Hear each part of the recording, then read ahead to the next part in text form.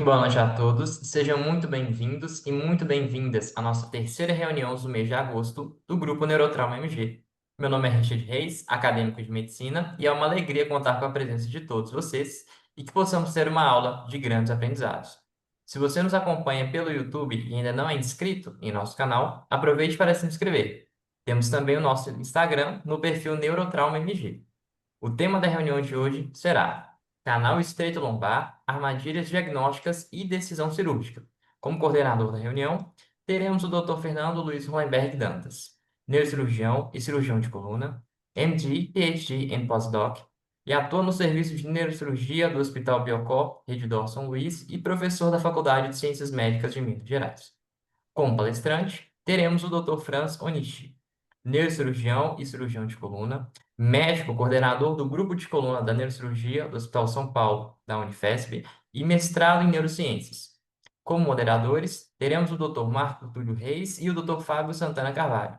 O Dr. Marco Túlio é neurocirurgião, especialista em cirurgia de coluna e atua nos hospitais Biocor, Rede D'Or, Vila da Serra e São Francisco.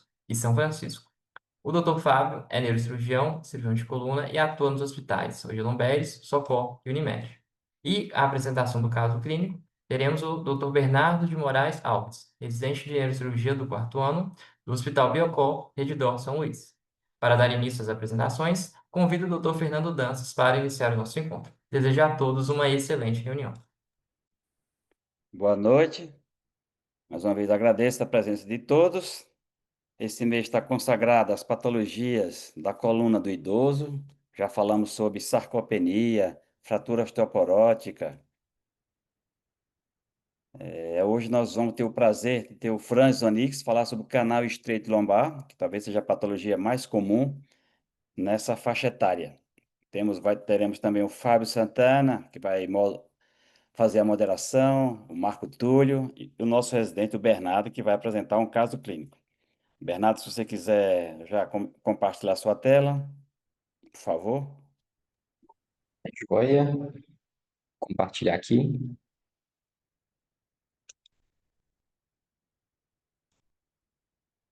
Todos estão conseguindo ver a apresentação? Tela. Tá joia. Então, boa noite a todos. Meu nome é Bernardo, sou residente aqui do quarto ano do Hospital Biocor Rede D'Or. Queria agradecer ao Dr. François, Dr. Fernando aí pela orientação, né, no nosso dia a dia, Dr. Marco Túlio também, que é chefe aqui no serviço. Gostaria de agradecer o convite da doutora Kelly, do Richard, e a presença ilustre também do Dr. Fábio Santana, do Franz.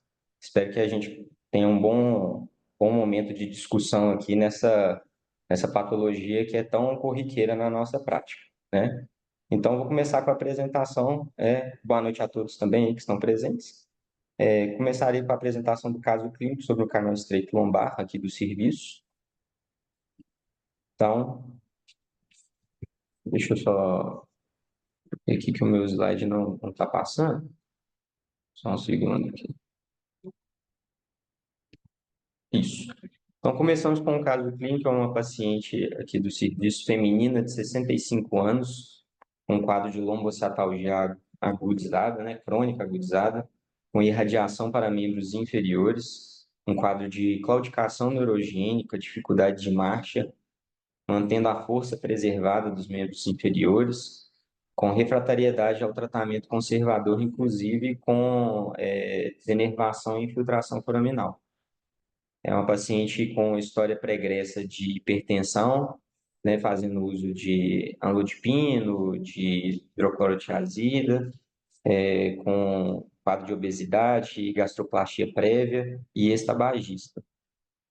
Apresentava de exames de consultas, né, pré-operatórias, um quadro da densitometria óssea de osteopenia. Aqui estão, né, as avaliações de osteopenia, mantendo o T-score entre -1 e -2,5, né, tanto da topografia lombar quanto do colo do fêmur.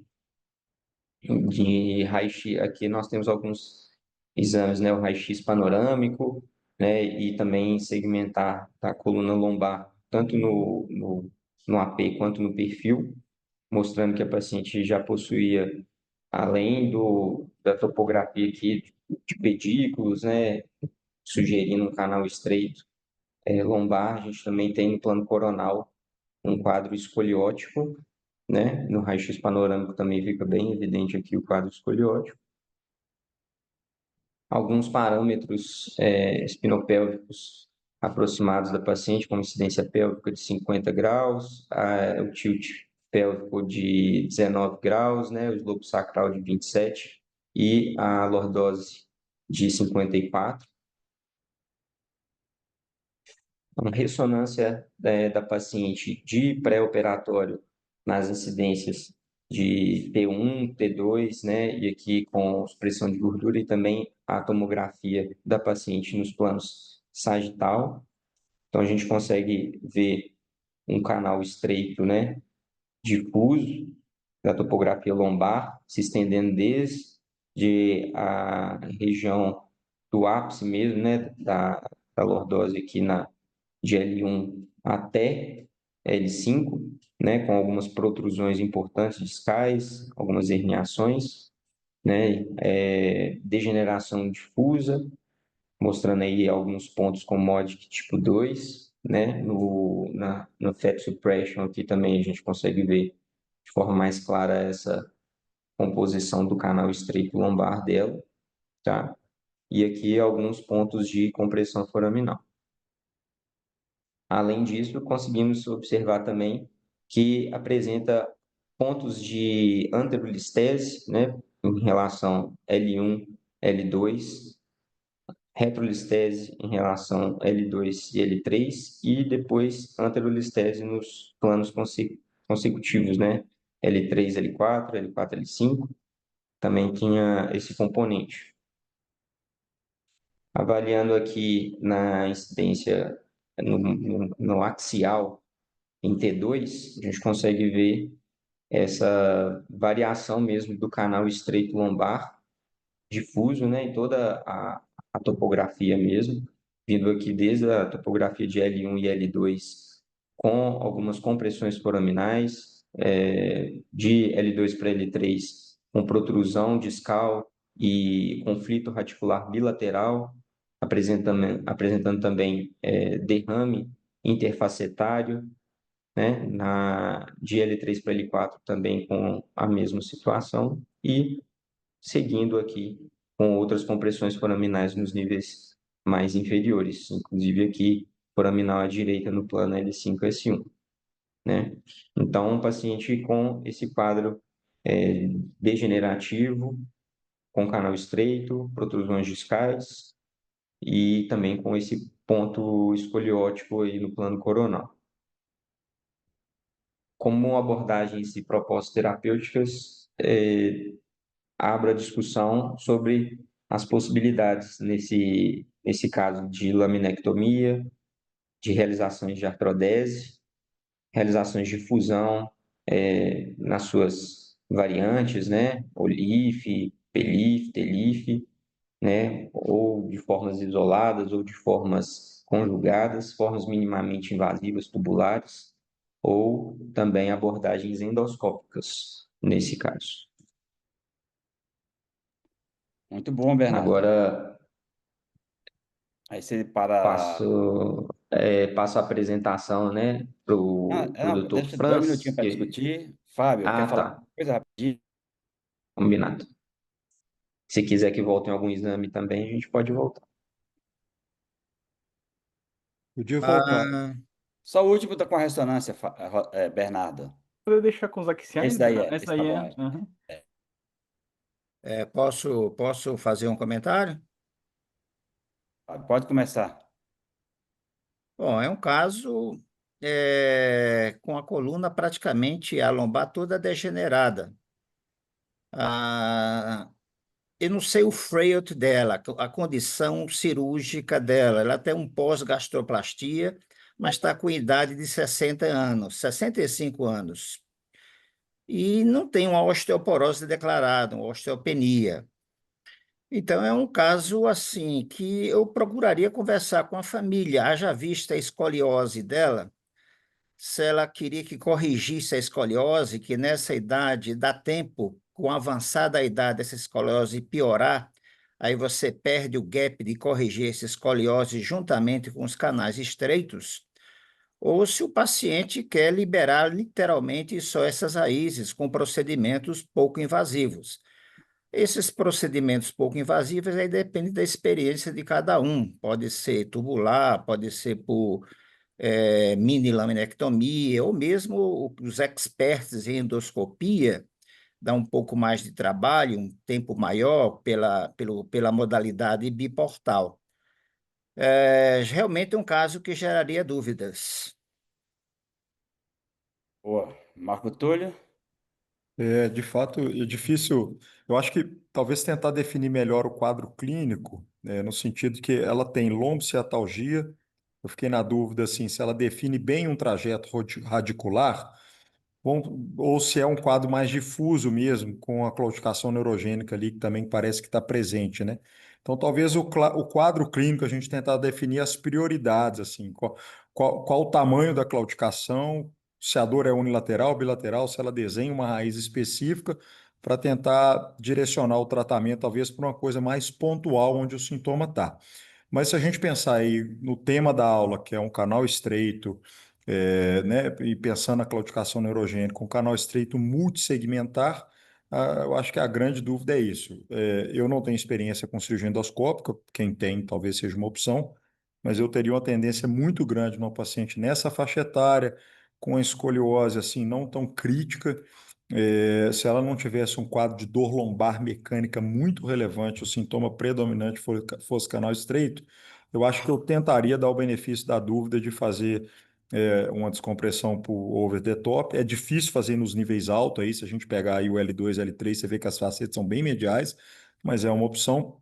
Mas discutindo com a paciente uma chance aí dela precisar de uma fusão num segundo momento e a depender dessa discussão, se a família falou, não, não quero correr o risco de outra intervenção, eu quero ser mais assertivo e tal, aí talvez é um paciente para artrodese mesmo. E aí a técnica de artrodese varia bastante. Com essa escoliose degenerativa, talvez eu tenderia a fazer aí 2, 3 níveis de acesso lateral com fixação posterior subsequente. Mas é um caso, assim, eu acho que se a gente levar isso para 10 colegas, nós vamos escutar 11 opiniões diferentes, né? Franz, agora você vai tirar a dúvida da gente. Quer falar antes ou já vai dar aula, depois você fala? Não, o caso é complicado. Eu vou um pouco com o que o Marco Túlio falou. Se a gente conseguir fazer, né, pela história clínica, pelo exame, definir o segmento que está mais sintomático, tentar tratar o mais sintomático, sabe? Eu tenho um pouco de experiência com monoportal, né? Estou fazendo alguns casos com colegas aí biportal também para descompressão. E por questão de tempo, dificilmente a gente consegue tratar mais que dois segmentos, sabe? Os instrumentais são delicados, por mais que a gente tenha uma peça de mão bacana da Stryker, né? É uma cirurgia que se estende muito.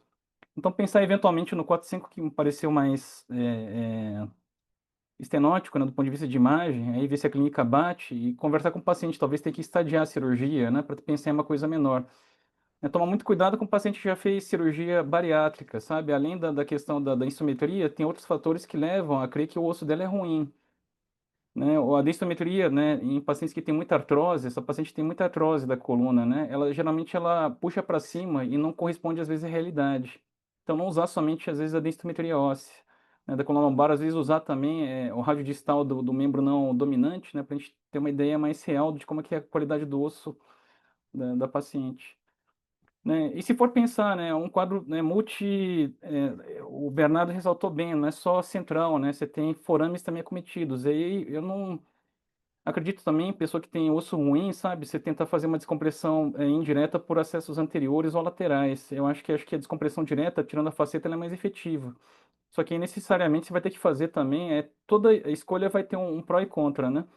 Aí você faria, né, as facetectomias, né, os níveis que tem o disco mais baixo, como lá em cima, talvez não precise de intersomático, mas se for incluir o 5.1, né, é interessante que coloque, né, você vê que tem um disco alto ainda, né, descompressão, né, se for fazer, né, o Marco Túlio colocou bem a orientação das facetas lá em cima no segmento também L1, L2, que no sagital parece importante, no axial menos, né, é um tipo de situação que dificulta bastante a gente fazer a descompressão sem desarticular. né? Aquele paciente que tem a faceta muito sagital, a gente vai tirando a lâmina, já chega na linha articular e acaba sumindo, né? A gente acaba violando a faceta. Então é um caso complexo, acho que tem soluções diferentes, acho que compartilhar com a paciente, né? Se a gente conseguir definir um ponto que é mais sintomático, de acordo com o trajeto radicular da paciente, de repente estadiar o tratamento, né? Tentar coisas menos invasivas, até porque é uma paciente que não foi colocado em score de fragilidade, né? Que o Fábio também falou, mas né, uma pessoa que já tem um antecedente, gastroplastia, né? Obesidade, né? E tabagista também, que é outro fator de osso ruim, né? Então colocando tudo pensaria em começar com uma coisa um pouco menor, sabe? Ótimo. Bernardo, você para de compartilhar para o Franz agora dar o show dele, né? Vamos falar assim, né, Franz? Quem dera, Edson Dantas, agradecer mais uma Vou vez aí o interromper convite, aqui. né? Um abraço caloroso aí, nossos amigos aí de Minas Gerais. A gente vai falar um pouquinho aqui, né, de estenose lombar, né, que a gente está lidando com doenças de pessoas mais idosas, né? Eu sou Franz, eu sou da Unifesp, do Hospital São Paulo, né? Eu coloquei alguns gráficos interessantes, né, só como introdução, né, que durante os 200 mil anos, né, a média de vida do ser humano, ela ficava em torno dos seus 35, 40 anos. É interessante que aí essa curva começou a mudar no início dos 1900, né? E aí a longevidade foi aumentando e praticamente em 100 anos ela praticamente duplicou. A longevidade atual dos humanos, ela está em torno de 71 anos, isso global. Né? Por que que isso está melhorando? A gente tem melhoras, né? Principalmente no tratamento de água, condições sanitárias, né? Condições de medicina, né? Com vacinas, antibióticos, as pessoas começaram a morrer menos, principalmente na idade de criança. Isso faz com que a pirâmide ela comece a mudar. A gente vê alguns países de low income, né, países africanos, você tem ainda uma pirâmide de faixa etária com a base larga, predominam pessoas jovens, né? Mas se a gente pegar, por exemplo, do Japão, a maior parte da população já é, né, acima de 50 anos. O Brasil está num espectro transicional, né? A gente está vendo que está mudando progressivamente a pirâmide. Então agora já partindo já para a questão do tema, que é a estenose lombar, por definição a gente tem uma diminuição da área do canal espinhal, né? Ela atinge em torno de 5% da população adulta, mas essa proporção é crescente. Se a gente pegar pessoas com mais de 70 anos, a gente tem 20 a 40% dos pacientes acometidos. Né? A incidência maior de diagnóstico acontece entre 60 e 79 anos, ou seja, são pacientes realmente idosos, e acabou gerando custos, né, com tratamento. Nos Estados Unidos estima-se que gasta-se em torno de 300 mil cirurgias por ano, com o custo, né, anual, né, geral, né, é claro, cirurgias, infiltrações, de 1,65 bilhões de dólares por ano. Então é um problema de saúde pública. Né, quando a gente está falando de estenose de canal, a gente tem algumas situações congênitas, né? Tem pessoas que têm, como a gente conversa, são pessoas que já têm morfologicamente o pedículo mais curto, então eles são mais suscetíveis a ter sintomas, e tem pessoas também, os acondroplásicos, os anõezinhos, geralmente eles são acometidos com mais frequência. A gente vai focar, né, na estenose de canal, de origem adquirida, degenerativa. Não tem como falar de degeneração da coluna lombar sem falar de um trabalho clássico que é chamado de Kirkcaldy-Willis, na década de 1970, né, ele fez esse trabalho falando que o disco e as facetas elas vão desgastando de maneira conjunta. Ele criou esse conceito complexo triarticular, um disco na frente e dois pares de facetas atrás. A gente passa uma fase inicial de disfunção, na qual podem aparecer hérnias, mas ainda tem uma situação de disco alto, né, disco bastante hidratado, né, por conta de perda, né, de um pouco de altura do disco e uma laxidão, né, consequente posterior, a gente tem um período de instabilidade, na qual podem aparecer as listeses degenerativas. E o organismo, né, isso bem lá na frente, né, com o intuito de tratar essa microestabilidade, ele tenta reestabilizar a coluna, né, com estenoses, na verdade com hipertrofias ósseas, né, aumento da faceta articular, e osteófitos anteriores também, levando a um nível de estenose com menos movimentação. A gente sabe que um segmento da coluna movimentando menos acaba fazendo com que segmentos adjacentes tenham que trabalhar mais. Isso acaba levando finalmente ao caso, como o Bernardo mostrou, um caso de estenose em múltiplos segmentos, né, uma cascata final do processo. E aqui o grande vilão da estenose, né, quando a gente fala de hernia de disco, a gente sabe que são estruturas moles, né, mas quando a gente está falando de estenose, a gente está falando basicamente de estruturas ósseas, né, que a gente tem as facetas articulares hipertrofiadas, a faceta articular inferior, a faceta articular superior, participando tanto da estenose do canal central quanto da parte foraminal e do recesso. Né, quando a gente tem aquele canal que a gente fala que é entrevo, né, a raiz passante, ela fica travada aqui no recesso que a gente chama recesso lateral, e o osteófito anterior. E no final acaba com que as raízes, né, do canal elas fiquem comprimidas e dando sintomas que a gente vai falar um pouquinho mais na frente. Quais são os critérios, né, de estenose que são utilizados pela radiologia? O mais antigo é o Verbist, ainda se usa, né? Você tem um critério de menos de 12 milímetros no anteroposterior, né, chamado de estenose relativa, e se tiver menos que 10 milímetros, a gente tem uma estenose absoluta. Critério de Lurie, né, um critério mais subjetivo, 1/3 da luz é cometido, então é leve, né, entre 1/3 e 2/3 moderada, e grave mais que 2/3. Hoje em dia, com acesso à ressonância magnética e possibilidade de software, a gente calcular a área seccional do canal é mais utilizada. Então, a gente tem critérios, se você tem menos de 100 milímetros quadrados até 75, a gente tem uma estenose moderada, e quando a área do canal seccional é menor que 75 milímetros quadrados, a gente está falando de uma estenose grave. E aqui representando a ressonância, que é o exame de eleição para a gente fazer o diagnóstico da estenose. A gente tem os cortes axiais, a gente tem formação eventualmente císticas que podem ser grandes, né, das facetas articulares, né, cistos artrosinoviais. A gente observando a luz do canal bastante apertada por conta de hipertrofia de estruturas ósseas facetárias. Aqui no sagital a gente observando o componente do cisto, né, facetário fazendo a compressão. A compressão vem pela frente por elementos de disco e osteófitos anteriores e ligamento amarelo também por trás, fazendo uma compressão, né, circunferencial. Aqui a gente observa entre 3 e 4 um forame que está próximo da normalidade, a gente vê a raiz no andar superior do forame, circundado por uma gordura que tem uma característica de hipersinal em T1 e T2. Aqui a gente observa em L5-S1 uma estenose foraminal bastante grande, por elemento discal e por conta de hipertrofia de faceta articular superior também. Então a gente fala de estenose central e estenoses mais laterais, dando sintoma de radiculopatia, radiculalgia. A estenose de canal central, ela gera tipicamente como clínica, o paciente ele queixa quando ele está andando, né, de um quadro sensitivo, de desconforto nas pernas, queimação, desconforto, hipoestesia, eventualmente até fraqueza também, paresia. A gente chama esse fenômeno de claudicação neurogênica ou pseudoclaudicação. Né, para os alunos aí, por que que a pseudoclaudicação é falsa? Não, é porque, na verdade, os cirurgiões vasculares, eles chegaram antes e descreveram esse fenômeno da pessoa sentir um desconforto na insuficiência vascular das pernas, né, a pessoa tem uma arteriopatia da aorta na bifurcação das ilíacas e às vezes a pessoa tem também sintomas. Não é só que na estenose de canal, a pessoa ela começa a notar que se ela curvar um pouquinho o tronco para frente, ela começa a diminuir os sintomas, porque ela estica um pouco o ligamento amarelo na parte posterior, o diâmetro ele aumenta um pouquinho e a pessoa ela consegue andar um pouquinho melhor. Então, progressivamente, o paciente ele vai adquirindo essa postura antropóide. Então, tipicamente, os pacientes que têm estenose de canal, eles têm sintomas que melhoram sentado e acabam piorando com a extensão do tronco. Então, é isso que acontece, a pessoa estica, né, a coluna, estica o tronco, o canal ele fica um pouquinho mais apertado. Se ela flexiona, ela vai muito bem, né, nas compras do supermercado. Quando ela flexiona, ela vai bem, ela anda bem. É porque o diâmetro do canal ele acaba aumentando um pouquinho, porque o ligamento amarelo acaba ficando um pouquinho mais esticado.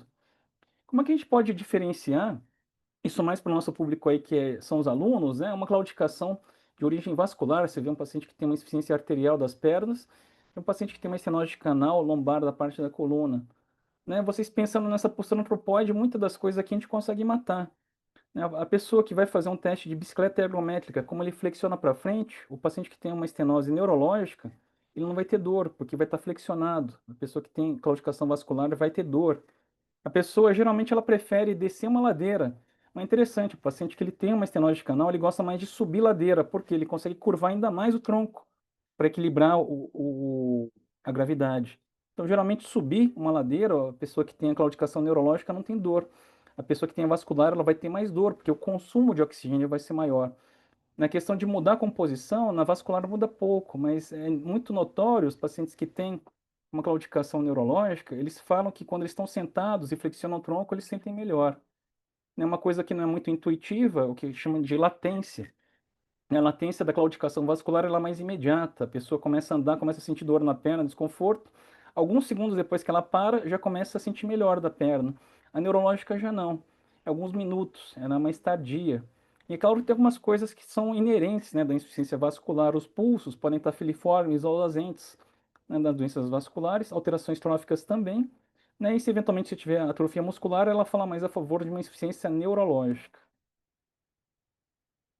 Então, já partindo já para o tratamento cirúrgico, né, como é que a gente indica o tratamento cirúrgico das estenoses, né? A gente tem que presumir que o paciente já fez o tratamento conservador, né, de maneira adequada, já fez uma boa fisioterapia, já fez uma boa reabilitação, já utilizou medicamentos, né, muitas das vezes medicamentos de uso crônico para tratamento de parestesias, né, como antidepressivos, como gabapentinoides, né, como o caso que o Bernardo também falou, foi tentado, né, como alternativa injeções espinhais com corticoide ou anestésicos locais.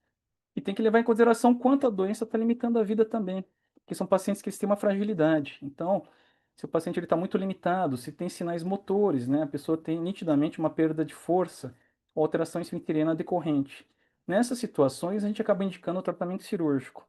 E a pergunta de US$ 1 milhão é se a gente deve fazer, nesses casos, uma descompressão simples ou, eventualmente, a gente associar, né? Porque, às vezes, a nossa remoção de osso tem que ser tão grande que a gente, de maneira iatrogênica, está causando, né, uma instabilidade. Então, muitas das vezes, a gente remove as estruturas que estão comprimindo a coluna, mas associa-se a uma cirurgia para reestabilizar a coluna, que a fusão geralmente a gente obtém com instrumental, né? Sejam queijos ou parafusos.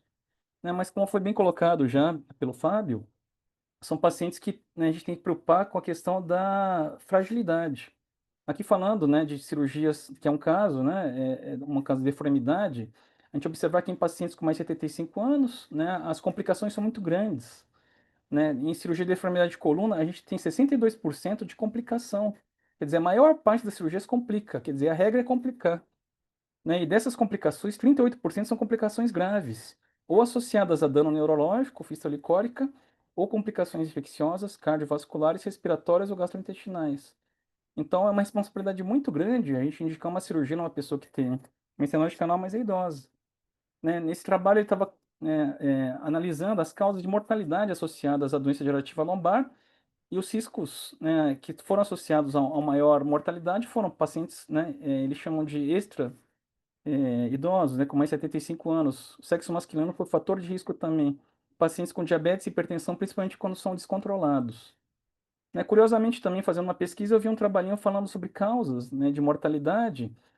Em um determinado ano de 2020, esse trabalho ele cita que a causa, né, pós-operatória, quer dizer, todas as cirurgias que foram colocadas, e pegar as mortalidades que acontecem dentro de 30 dias da cirurgia, já é a terceira maior causa de mortalidade.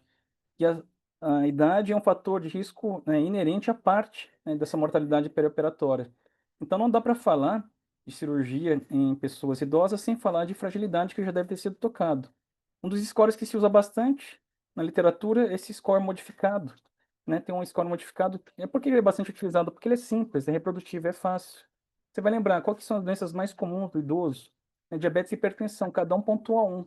Então você tem como critérios diabetes, hipertensão, insuficiência cardíaca congestiva, doença pulmonar obstrutiva crônica, conhecida como DPOC, e o grau de independência do paciente. Cada um pontuando um. E você tem uma progressão, né, desse score de fragilidade com a taxa de complicações no pós-operatório. Né, você vê que a pessoa que não tem, né, nenhum tipo de pontuação no score, ele tem uma complicação de 15%. A pessoa que tem 3 ou mais tem 33%. Né, infecções de ferida operatória, parte de 0,4, chegando a 1,1. Todos eles com score de significância. Taxa de readmissão, a chance da pessoa ter que voltar dentro de 30 dias para o hospital por conta de revisão da cirurgia, algum problema aconteceu, também crescente.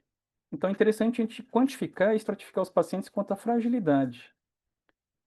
Né, eu tentei trazer aqui alguns trabalhos, né, que eles estão até um pouco datados, mas eles tiveram uma importância muito grande, eles são muito citados até hoje na literatura. Todo mundo conhece o poder de impacto, né, da revista New England. E apesar de ser uma revista de medicina geral, eles se interessaram no volume sobre esse tema que é estenose de canal. Por quê? Porque é uma doença prevalente, pega muitos idosos. Né? Então, eu peguei alguns trabalhos que falam, olha, esse tipo de doença ela pode ser tratada com descompressão simples, com uma evidência grande.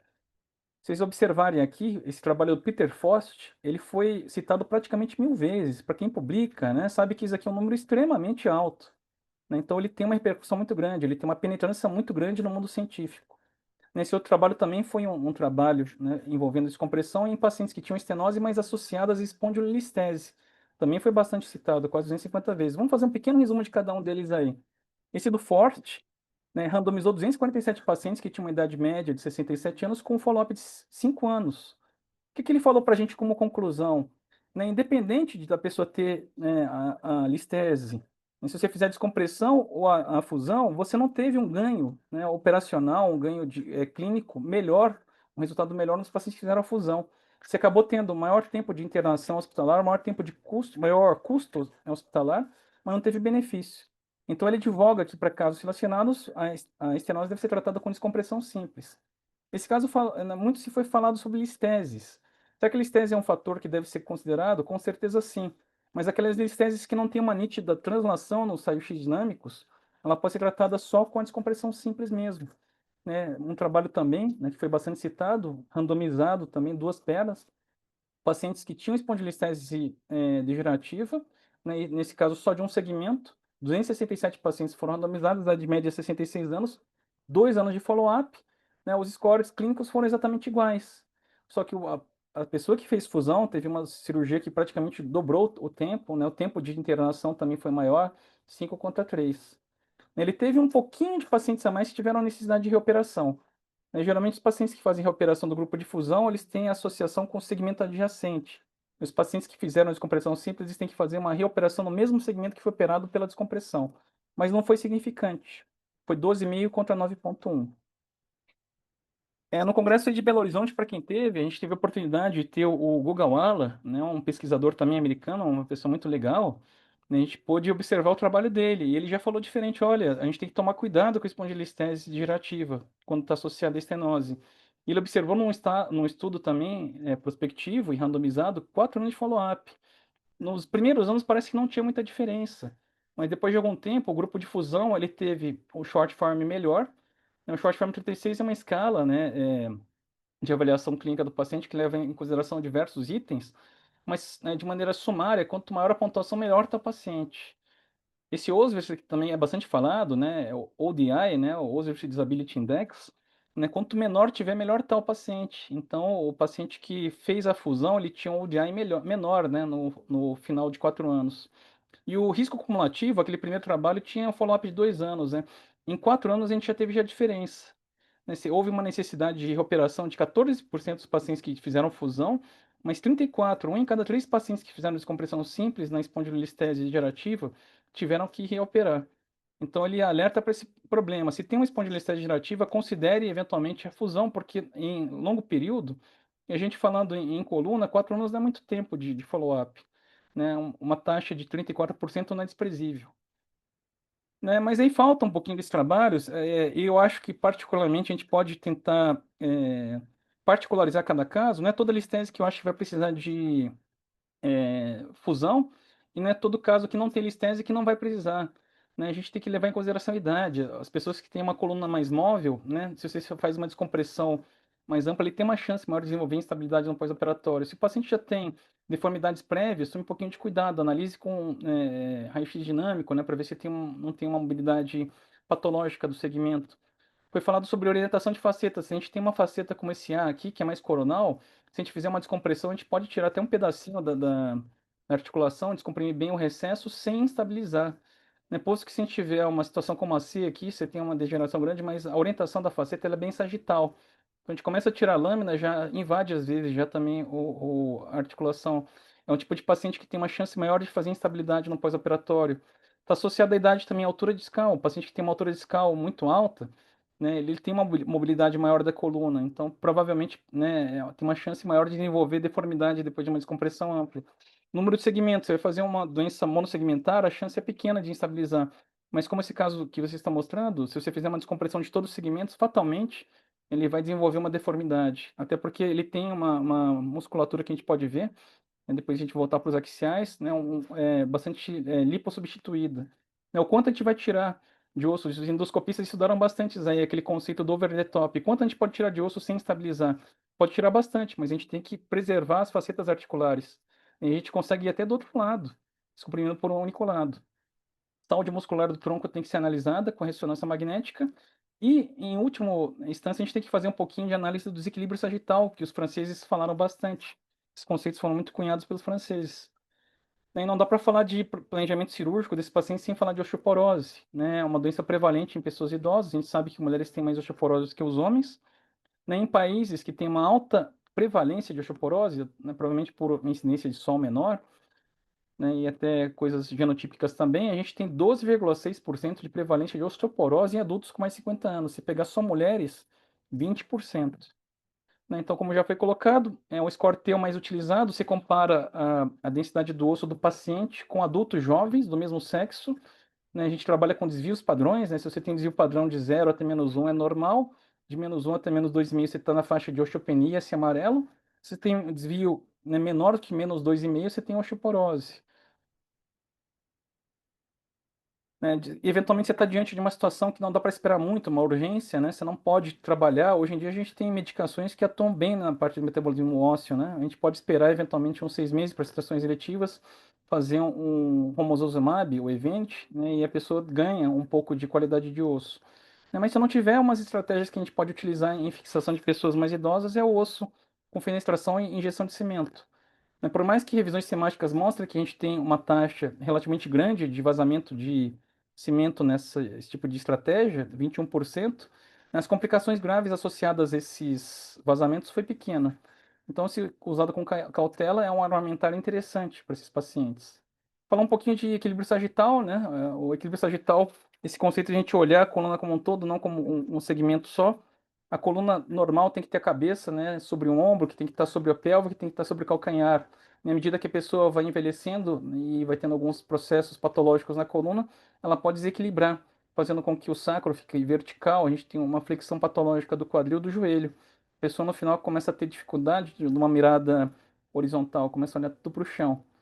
Né? Claro que a gente vai corrigir isso aí, a gente tem que pensar na idade do paciente, né? A gente não vai querer os parâmetros espinopélvicos de uma pessoa jovem. Então a gente está fazendo uma cirurgia numa paciente de 65 anos, os parâmetros, né, o tilt pélvico, o mismatch que a gente chama, que é a diferença entre a incidência pélvica e a lordose lombar, ela é um pouquinho maior. O SVA também a gente admite um SVA um pouquinho maior.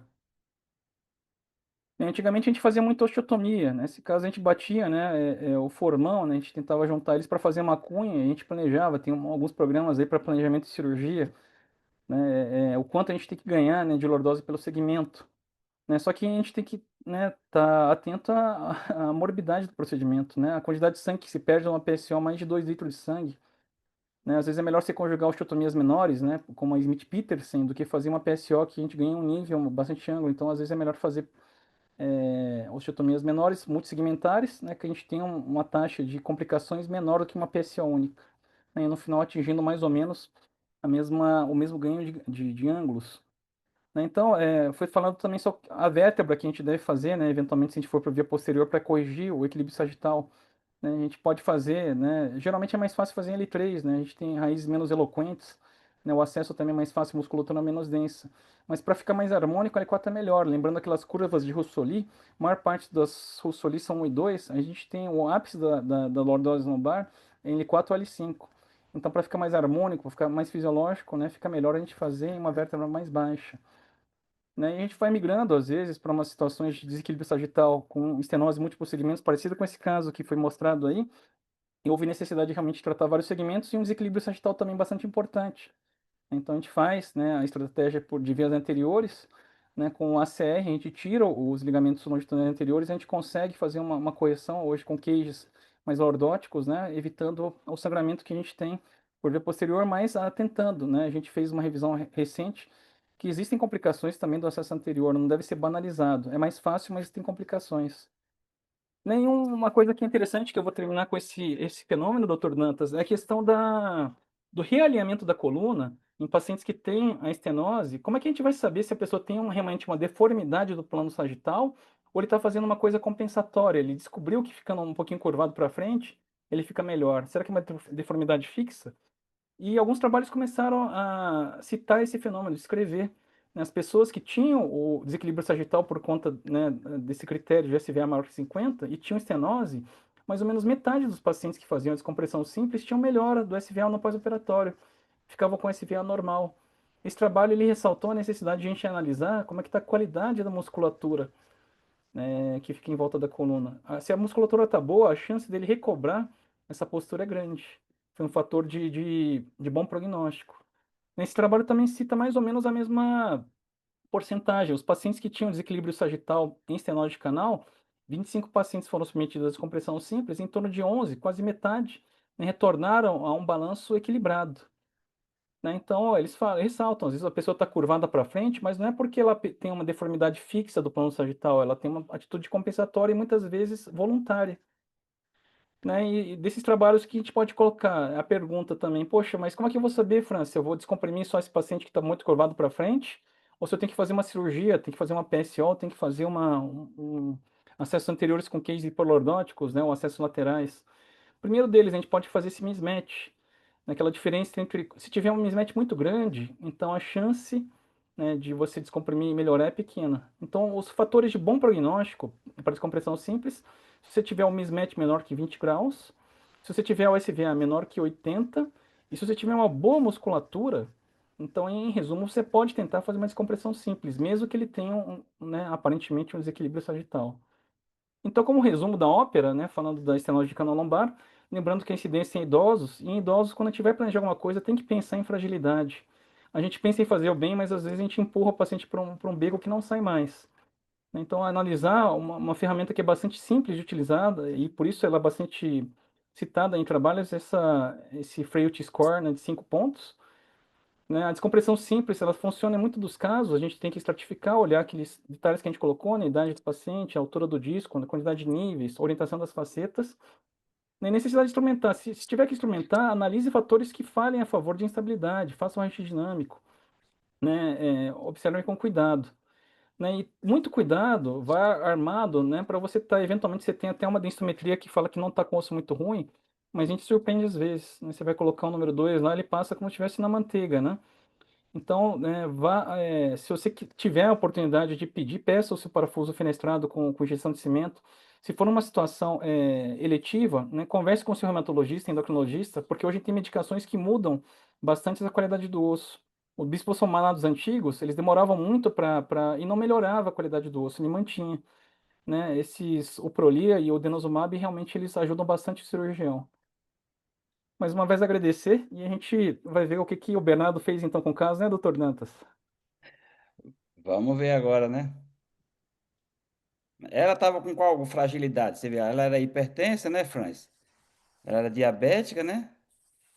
Ela Se não ela tinha tiver ICC. diabetes e hipertensão, ela ganha 2, né? Não sei se tem Ela tinha, ICC, se tem DPOC e do status funcional. Não sei se é uma coisa que essa estenose fazia com que ela não conseguisse andar, né? ela estava claudicando muito. Ela andava a pouca distância. 20 metros já tinha que dar uma sentadinha, mais ou menos. Se ela está muito limitada, acaba ganhando mais um também, né? Ela Como aquele 3, último né? critério lá, e seria a fragilidade 3, a gente considera alta. Ela não tinha um grau definido de radicular. Era todas as pernas e as costas incomodavam muito também. Então, a lombalgia e dor nas pernas ser um trajeto radicular específico. Eu acho que o mais, né, é aquela questão que a gente tem que conversar e ser franco, né? Tem um cirurgião, né, que chama Chris Ames, ele estava trabalhando com uma questão de você estratificar os pacientes conforme um banco de dados muito grande. Que a gente costuma falar, olha, a chance de você, né, fazer uma cirurgia grande nessa aí, você ter uma complicação é 20%, mas é baseado em experiência pessoal, por mais que seja interessante, né, às vezes não condiz, né? E você tem uma experiência pequena em determinada doença, a gente baseia-se em um, dois casos que a gente fez antes, né? Ele fez o banco de dados, ele vai ver, olha, nos Estados Unidos a gente tem mais ou menos 500 pacientes que têm esse quadro exatamente igual, com estenose de L1 até S1, né, que são obesos, que fizeram gastroplastia, que têm hipertensão e diabetes. Ele compila lá do Big Data, vai ver lá, olha, desses pacientes aí, que fizeram a cirurgia, né, uma maior, né, com uma descompressão ampla, e cirurgia de fusão, em torno de 40% tiveram complicação. Ele está tentando trabalhar para a gente, com esse negócio de Big Data e inteligência artificial, né? Para a gente ter um prognóstico e com esse dado mais realista, a gente propor para o paciente, né? Que você sempre vai perguntar, olha, qual que é a chance de eu fazer uma cirurgia e ficar bem, né? Que acho que é a pergunta que todo mundo quer, o paciente ele quer saber, né? O pessoal da cardiologia usa muito isso, eles são muito rígidos em tabelas, em regras. Então, você tem isso, você tem estenose tal, você tem tantos por cento. A gente na neuro às vezes usa pouco, né, Fran? Se a gente pudesse usar com mais frequência, a gente Sim. teria mais dados para falar para o paciente isso, né? Você sabe, doutor Dantas, não sei como é que está em Minas Gerais, mas aqui em São Paulo, o padrão dos documentação de prontuário está ficando naquele TASI, sabe?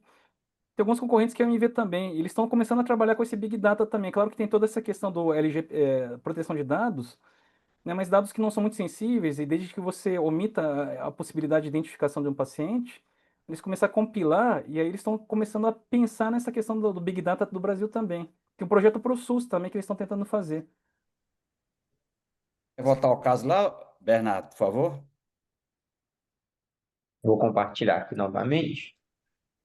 É engraçado. Os caras começam a falar que aí o cara tem um cara de São Paulo dando aula pro pessoal de BH.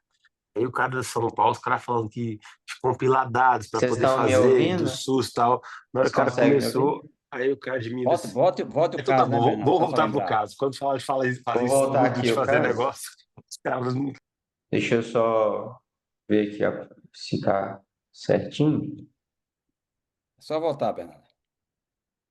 Isso, mas é porque eu ia resumir aqui com o quadro. Ah, tá. Então tá bom. Voltei para o caso, né, que assim, as informações principais seriam realmente esse quadro de lombocetalgia crônica, né, agudizada. Ela realmente, com informações adicionais do quadro, era de lombalgia mecânica mesmo, mas multiradicular, igual o doutor Fernando pontuou também, né? Força preservada. Quanto ao score de fragilidade que o doutor Franz pontuou, né, na aula, talvez ela ficaria com um score de 2. Ela tinha a hipertensão e tinha certo grau de dependência por causa da claudicação, mas não tinha insuficiência cardíaca e diabetes também não. Então, acho que entraria na classificação com pontuação 2. Aqui eu mostrei as radiografias, a gente não tinha o raio-x dinâmico dela, né, de pré-operatório.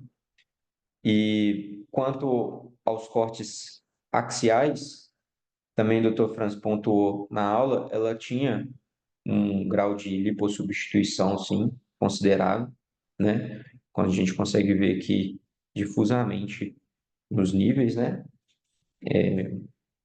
Então, como resposta terapêutica, nós optamos por realizar descompressão lombar, tanto de L1 a L5.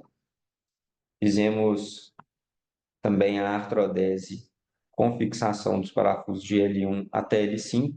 Aqui a gente tentou manter preservadas as curvaturas, tanto da lombar, né, quanto aqui no ápice, né, da curvatura pratorácica, né, da cifose.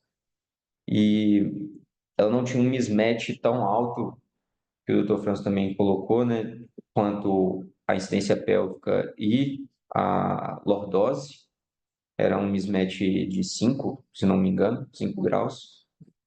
Então, a gente optou por fazer essa descompressão mais ampla mesmo, né? Com a fixação posterior, sem colocação de cages, né? De fusão intersomática.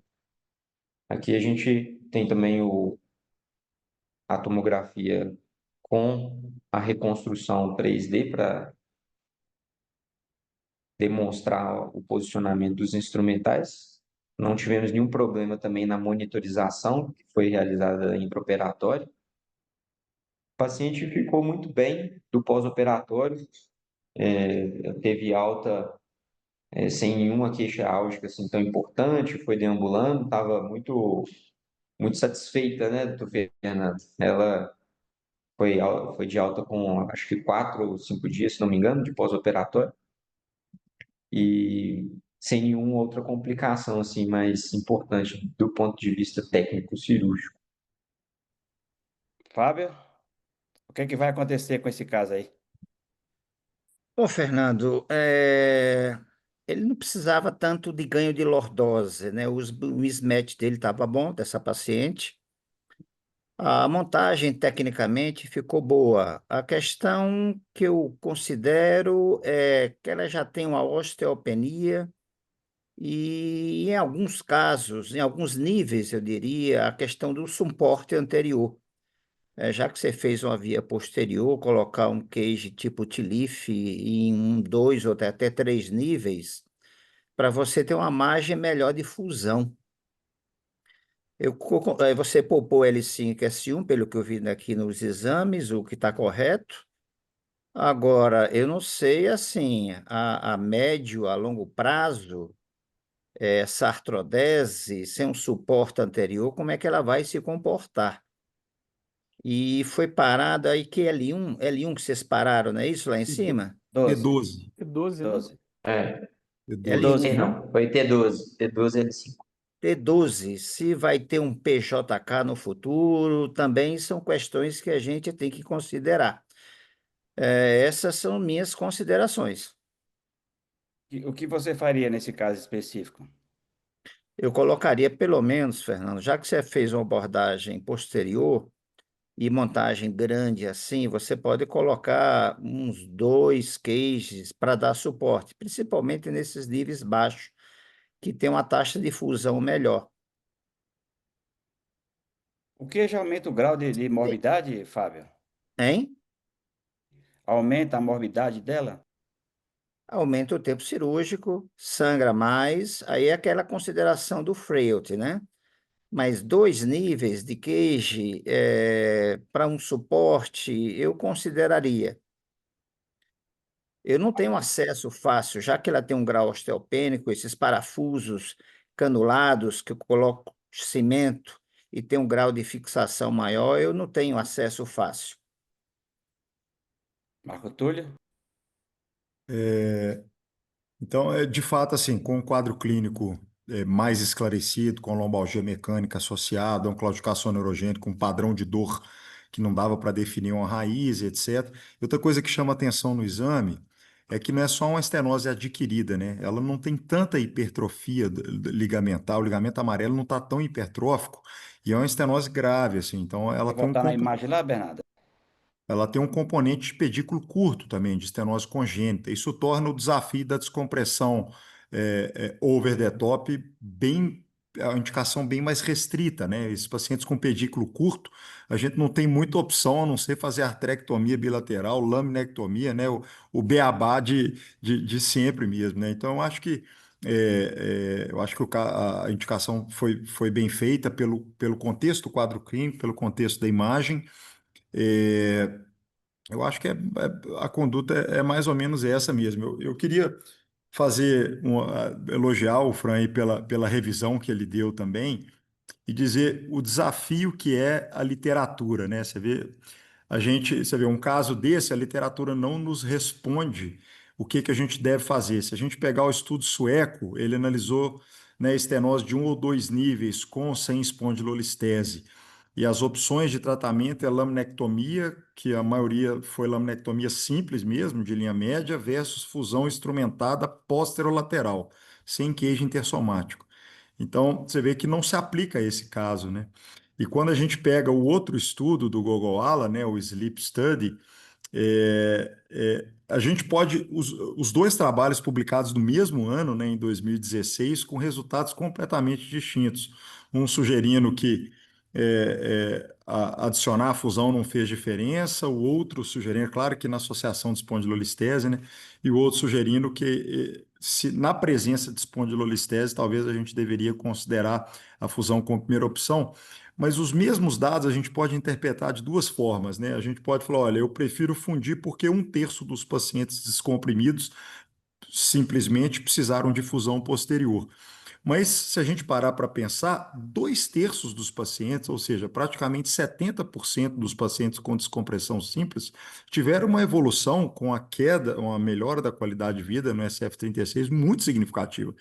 E eu acho que a gente está até ansioso esperando o resultado do SLEEP 2, né? Porque ele está estudando esse terço, assim, quais são os fatores radiológicos, que isso é uma carência dos dois estudos, nenhum estudou radiologicamente bem, né?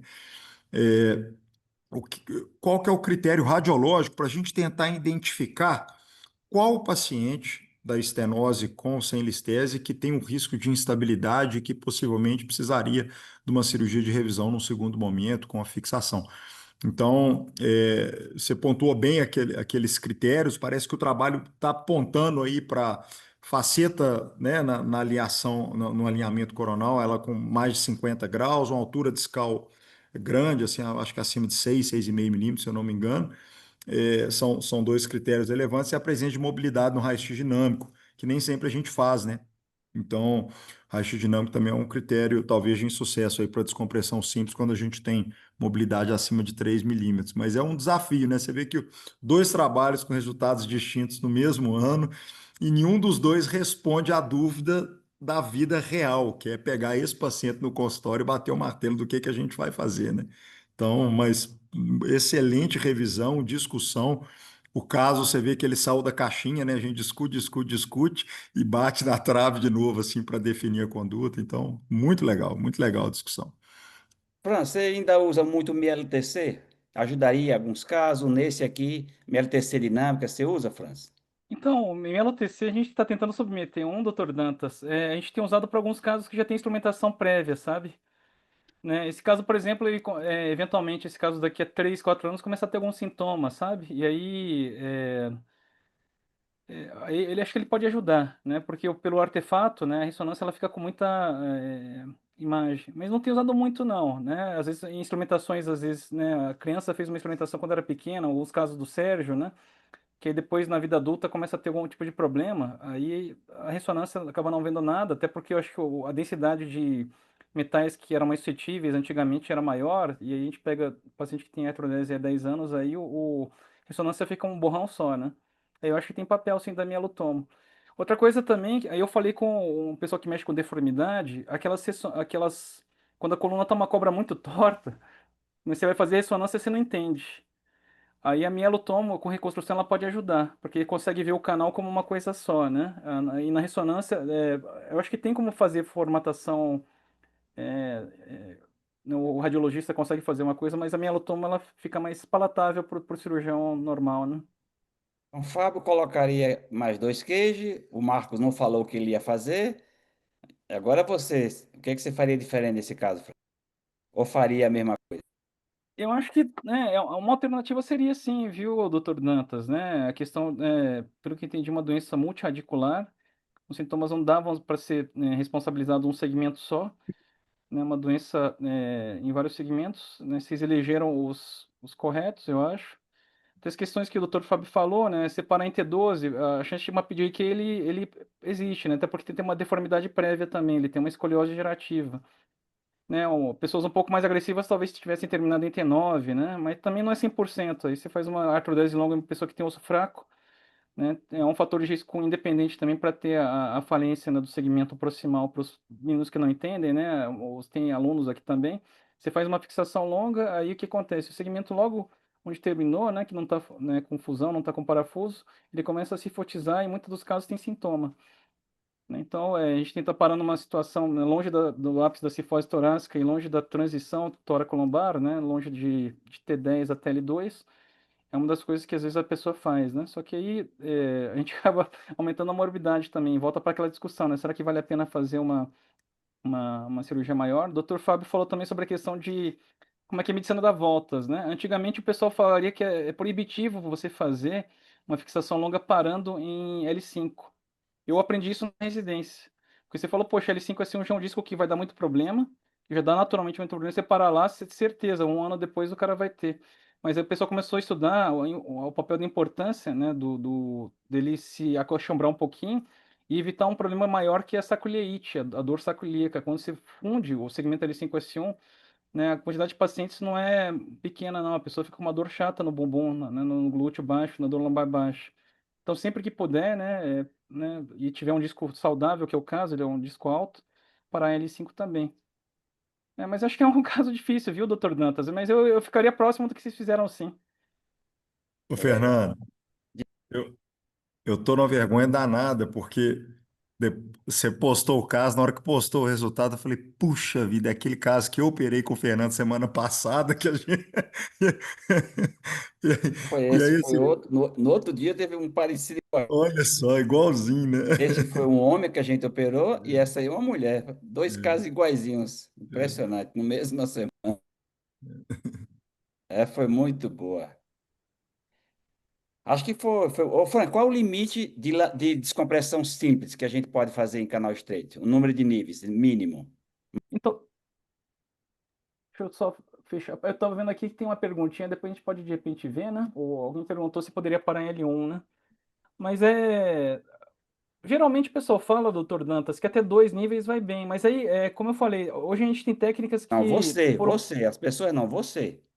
2 níveis geralmente, doutor Dantas, mas aí só para fazer um adendo, né? A questão das técnicas, elas mudaram bastante e o pessoal da endoscopia a gente tem que tirar um pouquinho. Eu não sou fã de endoscopia, pelo contrário, né? Eu acho que tem muita limitação também, mas eles estudaram bem essa questão de quanto a gente pode ir de tirar osso, sabe? Né? Sem prejudicar a parte da. E não quer dizer também porque é pequenininho por um tubo que você não pode estragar. Vejo muito paciente que faz cirurgia endoscópica, né, para estenose e acaba estragando a faceta também, tira mais osso do que deve. E aí o paciente, né, ele paga o preço também. Não é porque é pequenininho que você não vai instabilizar, pode instabilizar também. Mas os parâmetros que eles têm estudado, esse conceito do, né, over the top, né, se descomprimir bilateral para um avião unilateral, mexendo, fazendo o respeito da linha articular, observando, né, a orientação da faceta, observando se não é um pedículo curto, né, você consegue fazer, eu diria que até 3 níveis dá para fazer sem estabilizar, né? Depende muito de quanto você vai tirar e o osso que você vai tirar.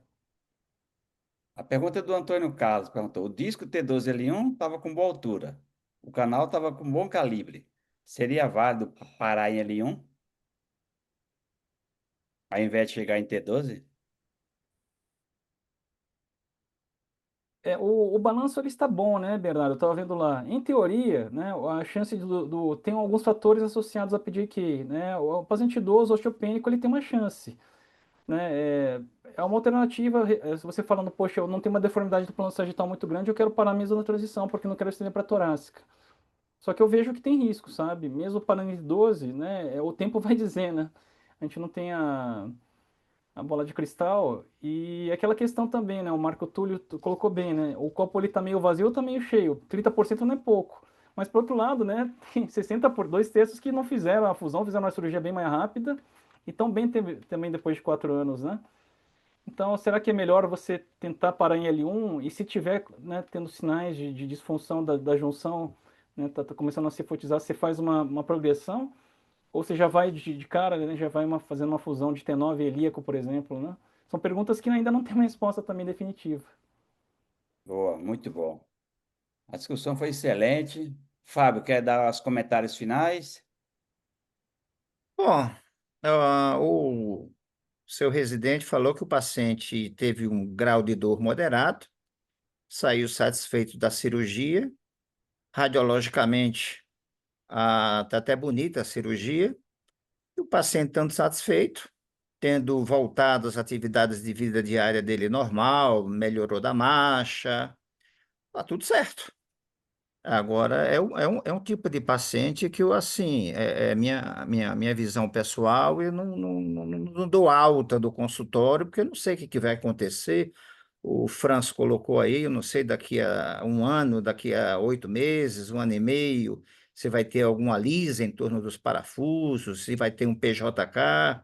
É um paciente que eu não libero assim tão cedo. Eu faço o acompanhamento desse paciente para ver se vai ficar tudo estável e solidificar mesmo. Mas parabéns aí pelo resultado. Obrigado, Fábio. Como lá o Biocom Hospital Privado, ela vai ter um acompanhamento de 30 dias, 6 meses, um ano, 2 anos, 3. Nas outras apresentações, se ela complicar, eu mostro o caso aqui para você. Ok.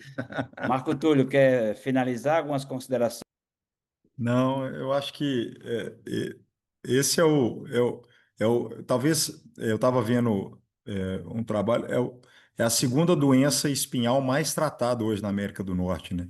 Pede só para hérnia de disco simples. Então é uma doença com o envelhecimento da população, talvez num curto período de tempo, aí ela vai ser a primeira, né? Então é uma patologia de fato e a literatura ela tem dificuldade, ela não tem esclarecido o cenário real que a gente pega no consultório, que é doente multinível, né? A gente ainda está tentando entender se um nível só o que que a gente faz, então com a doença multinível é um desafio maior ainda, mas a discussão foi excelente e a evolução do caso aí também, eu acho que de fato não é só uma estenose adquirida, uma estenose congênita, isso torna difícil a gente tentar fazer alguma coisa menor do que o que foi feito, né? Doença multissegmentar é difícil, é uma decisão difícil mesmo. Bernardo, algum comentário final?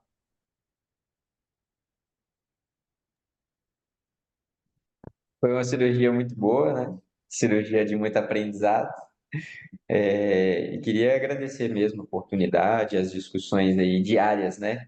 Com o senhor, com o Fran e com o Marco Túlio aqui, que contribuem muito para a gente, para a nossa formação. E agradecer a doutora Kelly também, o Fábio, né? O doutor Fábio Santana e o doutor Franz aí, a participação. Foi muito boa as discussões, deu para aprender bastante. Boa, Franz. Agora deu take home para casa, Franz. Quais são as coisas que a gente deve fazer para Canal Estreito? Quais são? É como a gente tem alunos também, doutor Dantas, só reforçar, né? A gente é. O padre gosta de rezar, né? Então a gente focou muito a parte cirúrgica. Mas não esqueça que boa parte desses pacientes vão bem com tratamento conservador, sabe? Os nossos colegas da fisioterapia, fortalecimento, você vê que o paciente não tem uma sinalização crítica, né? A gente medica bem, né? Coloca o paciente num planejamento de fortalecimento, aquela musculatura axial, e que seja o Pilates, que seja outro tipo de modalidade, né? Eu vou te dizer que a cirurgia acaba sendo, diga exceção, porque também, se você pegar um estudo que eu recomendo para os residentes também como dica, o Sports Trial, né, que eu não coloquei aqui, é um trabalho também que já está meio datado, mas ele ressalta o grupamento de pessoas. Eles estudaram hernia de disco simples, estudaram pessoas que têm estenose, estudaram pessoas que têm espondilite gerativa, né? O grupo que mais melhorou, que mais teve diferença pré e pós-operatória no tratamento cirúrgico foi o grupo de estenose. Então, apesar de ser paciente que ele tem geralmente fragilidade por conta da idade, não seja limitado por conta disso, né? Se você acha que realmente passou por todas as etapas do tratamento conservador, o paciente tem uma estenose compatível, né, com a clínica e a ressonância, né, você pode fazer cirurgia, né, com a consciência tranquila que a chance de melhorar é muito grande, né? Mas respeite o escalonamento do tratamento, né? Faça o tratamento conservador, né? Se realmente tiver refratariedade, a gente pensa no tratamento cirúrgico. E aí a gente vai entrar toda essa era que foi colocada, né? Muito bacana, né, doutor Dantas, a gente poder discutir a teoria por volta de um caso, né, de estenose, você vê quanta coisa pode ser discutida. Parabéns pelo caso aí, Bernardo, doutor Dantas. E obrigado pelo convite mais uma vez, doutora Kélia também. Boa, acho que foi muito legal a discussão, né? Você vê, cada caso é um caso, então esse caso é muito segmentado, daria muita discussão, mas realmente a endoscopia ia ser confuso, né, Franz? 5, 6 níveis estava, em princípio, fora de cogitação. Tempo cirúrgico aumentado, material aumentado, então tem que ser um pouquinho mais agressivo. A opção que a gente deu foi essa, não quer dizer que foi a melhor opção, mas foi a opção para o caso, né? É precoce ainda, mas a resposta foi boa. A gente tem que ver o paciente. Se ele está bem, igual o Fábio falou, segue o jogo, que é o mais importante. Então, achei brilhante a discussão, uma patologia do nosso dia a dia. Kelly, se você estiver por aí, se quiser encerrar, nós já vamos encerrar por aqui, viu? Bom, obrigada, chefe. Parabéns a todos pela discussão. Parabéns, Franz, pela ótima aula. E, mais uma vez, parabéns ao Dantas e equipe pela excelente apresentação do caso, discussão. Acho que a neurocirurgia de coluna é uma das áreas da neurocirurgia que mais tem se destacado em volume de estudo e diversidade de estudos. E hoje o Arthur Vieira, que é um residente do Madre, estava falando que são três coisas que falaram para ele que ele tem que sair operando bem, que é saber fazer um subdural crônico, uma DVP e um canal estreito e uma hernia de disco. E parece assim ser uma coisa que seria, vamos dizer assim, um dia a dia, né? Mas essa discussão trouxe a complexidade que é avaliar caso a caso, como o Dantas bem falou, né? Cada caso é um caso. E eu quero parabenizar mais uma vez vocês, agradecer pelo tempo. Sabemos que cada um de vocês está exausto, né? O tempo é muito precioso e vocês estão doando esse tempo, compartilhando conhecimento, e isso é fantástico. Parabéns mais uma vez ao Dantas pela excelente ideia, né, desse mês tão rico. E agradecer, Fran, sempre parceiro nosso aqui, né? Já está quase mineiro, tem que vir aqui comer mais queijo. E um grande abraço a todos. Parabéns, Bernardo, pela excelente apresentação. Dantas, pode dar o boa noite final aí. Um grande abraço a todos. Então, pessoal, agradeço a todos pela presença. Próxima semana vamos finalizar o mês com deformidade do adulto, é o François Dantas que vai falar. Então, vai finalizar com chave de ouro. Agradeço a todos. Boa noite e obrigado pela presença. Obrigada, pessoal.